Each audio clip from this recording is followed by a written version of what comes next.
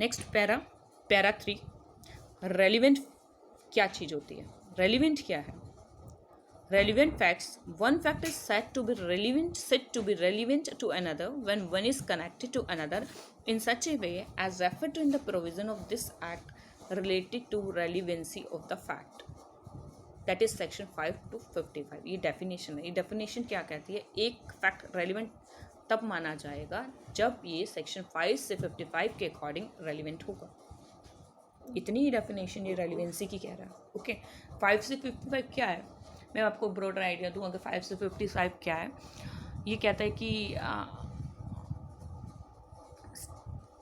State of things और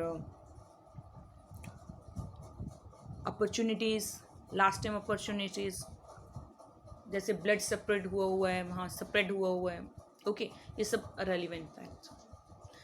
तो अगर कोई पर्सन इतनी दूर है क्राइम के प्लेस पे कि वो इम्पॉसिबल है that he commit the crime, तो this is also the relevant fact. Similarly customs are also relevant fact and many more are there up to section 5. We will read by and by. Now why we are giving so much importance to the relevancy? हम क्यों इतना पढ़ रहे हैं कि relevant fact है, हमको क्या करना है relevant fact का? Now you can see section 165 first proviso. Open that. Section 155 of Indian Evidence Act first proviso provided that judgment must be based upon the fact declared by this act to be relevant and duly proved. जो जज judgement declare करेगा वो relevant fact पे होगी, plus वो relevant fact जो proved हो जाएंगे उसी पे जजमेंट दी जाएगी. यानी ओनली रेलिवेंट फैक्ट पे जजमेंट नहीं दी जाएगी, रेलिवेंट फैक्ट को आपको कोर्ट में प्रूव करना पड़ेगा, तभी तभी जजमेंट के लिए कोर्ट उसको कंसिडर कर सकता है. ठीक है, तो रेलिवेंसी की इम्पॉर्टेंट यही है कि जजमेंट की कंसिडरेशन के लिए इसको कंसिडर किया जाता है अगर ये प्रूव हो जाते हैं तो. ठीक है, तो relevant fact you have to prove the relevant fact, only that will be clear for the judgment. The next topic is fact in issue. मैं बता चुकी हूँ आपको मेन फैक्ट से ज़्यादा fact in issue, but still see the definition which is given in Indian Evidence Act. Para 4 state about the fact in issue. Again the both two words are used. Fact in issue means and include. It means this definition is not exhaustive.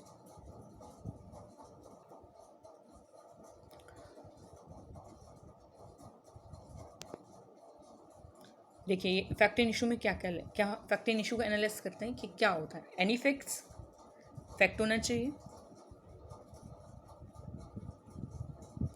either by itself connection with the other facts, वो अपने आप में, या other fact कौन से जो हमने अभी डिस्कस किया रेलिवेंट फैक्ट के साथ मिलकर. कोई फैक्ट खुद या और रेलिवेंट फैक्ट के साथ मिलकर क्या करता है, डिसाइड करता है एग्जिस्टेंस और नॉन एग्जिस्टेंस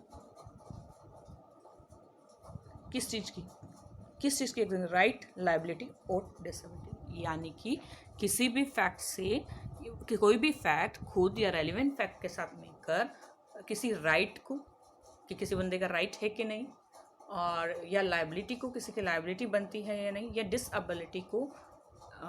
डिसेबिलिटी की एग्जिस्टेंस की राइट एग्जिस्ट करता है या नहीं करता. अगर करता है तो उसका नेचर और एक्सटेंट कितना है. मान लीजिए मेरा राइट डिसाइड हुआ पार्टीशन ऑफ प्रॉपर्टी में, मेरा राइट डिसाइड हुआ कि हाँ मैं फैमिली मेम्बर हूँ and I have the rights in the Hindu law to get the property. Okay, right decide हो गया, प्रीलिमिनरी डिग्री पास होगी ना, कितना राइट मुझे मिलेगा as per the number of the members. Okay, तो एक्सटेंट क्या होगा राइट का. ठीक है, किस नेचर का राइट होगा. और अगर मैं नॉन एग्जिस्टेंट कि मैं तो मान लो कि मेरा राइट नहीं एग्जिस्ट करता. कैसे नहीं एग्जिस्ट करता, मान लो ये एंसेस्ट्रल प्रॉपर्टी थी. ठीक है, और मैं तो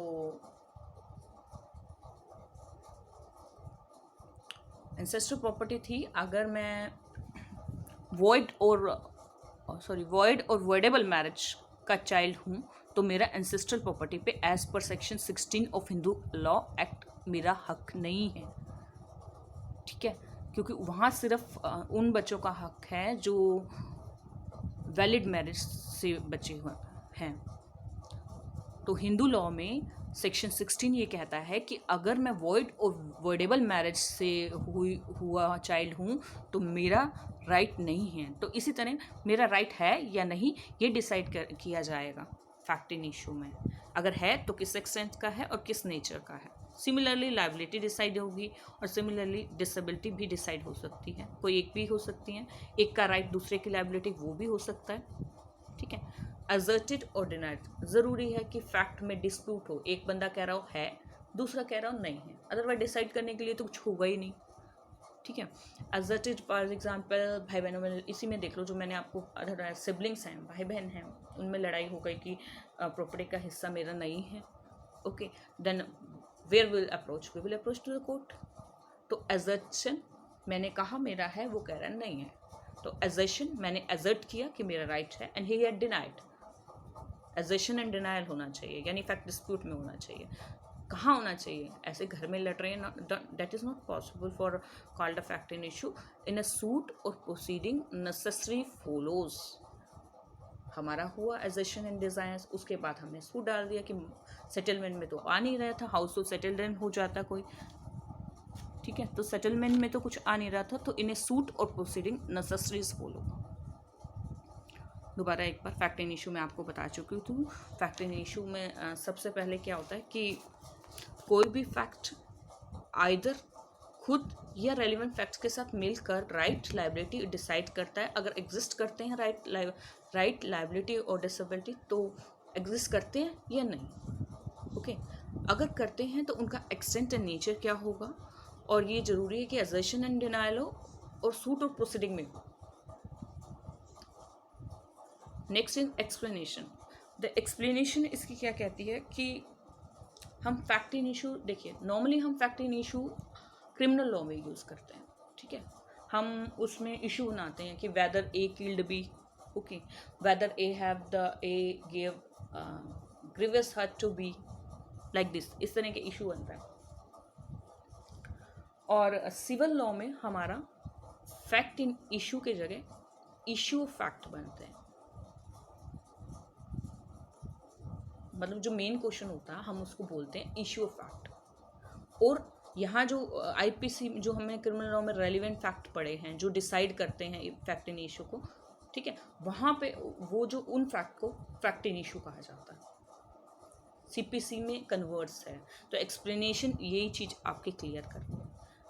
दोबारा देखिए, हम fact in issue criminal law में बनाते हैं, सिविल लॉ में हमारे इशू ऑफ फैक्ट बनाए जाते हैं। जो मेन क्वेश्चन होता है उसको इशू ऑफ फैक्ट के नाम से जाना जाता है, और इशू ऑफ फैक्ट जो मेन क्वेश्चन होगा उसको प्रूव करने के लिए जो फैक्ट्स दिए जाते हैं, ठीक है, उनको फैक्ट इन इशू कहा जाता है सिविल लॉ में, सिविल प्रोसीजर में। तो it's sufficient for today, thank you. You can ask any question relating to my explanation. Any query of yours is most welcome.